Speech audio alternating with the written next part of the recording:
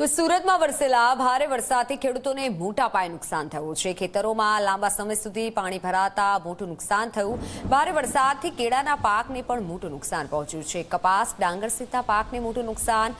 ખેડૂતોએ સર્વે કરી સહાય ચૂકવવાની માંગ કરી છે। ખેડૂતોની માંગ છે કે સર્વે કરી સહાય અમને ચૂકવવામાં આવે, કારણ કે મોટા પાયે નુકસાન પહોંચ્યું છે। કપાસ, ડાંગર સહિતના પાકને મોટું નુકસાન થયું છે।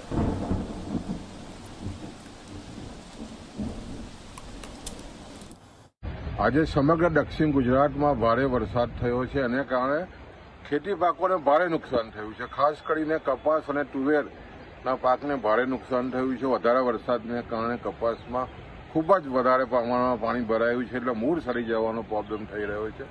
ખેડૂતોમાં ચિંતા છે અને ખાસ કરીને આ વર્ષે તમે જુઓ તો અલ નિનોની જે રીતે આગાહી છે, વરસાદ પણ લગભગ 15 દિવસ લેટ આવ્યો, ત્યાર પછી જે રીતે આજે વધારે વરસાદ થયો એને કારણે ખેડૂતોમાં ભારે ચિંતા છે અને જે રીતે વરસાદ વરસી રહ્યો છે એને કારણે ખેતી પાકોને ભારે નુકસાન થવાનું છે।